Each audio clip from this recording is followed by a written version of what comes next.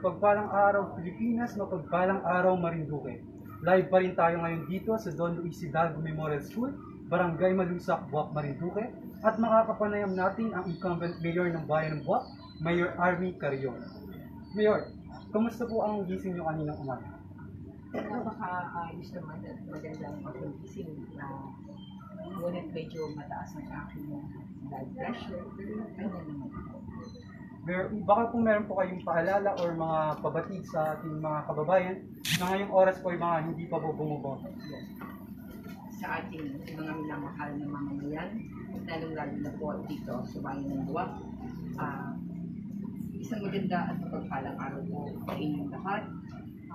Ang aking pong paalala, ito na po ang araw at pagkakataon upang tayo po ay makapamili ng ating mga iluluklok, lalong-lalo na po sa pumumuno ng ating minamahal na bansa, at ganoon din po sa ating panlalawigan, at ganoon din po sa ating bayan na Buwak.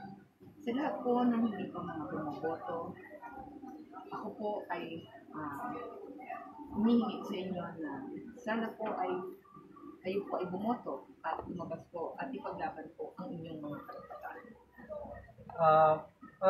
Kanina po ay parang kamusta po ang lagay ng ating, meron po ba kayong iba pong paalala pa sa ating mga kababayan? So far naman kanina sa nakita ko at nanonood naman ako, napakahaba ng pila. At siyempre, dapat sumunod pa rin tayo sa protocol, ang pagsusuot ng face mask, ang social distancing, at hindi pa rin natin malaman ang panganib ng COVID ay nandyan pa rin. Yun po ang aking paalala lamang.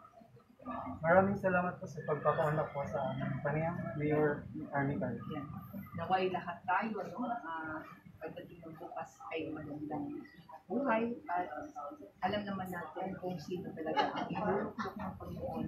Siya lang ang nakakaalam kung sino ang nararapat at dapat upang mamahala at magpatuloy ng gawain palit ng Panginoon.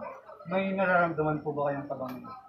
Actually, siyempre being talagang kahit sino naman siguro, no? Oo.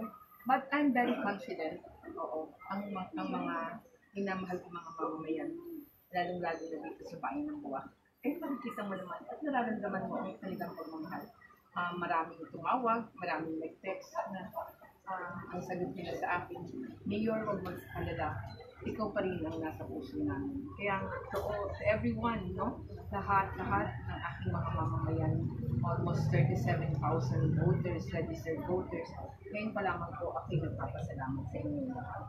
Marami pong salamat, Mayor. Good luck po. Thank you. Salamat sa inyo.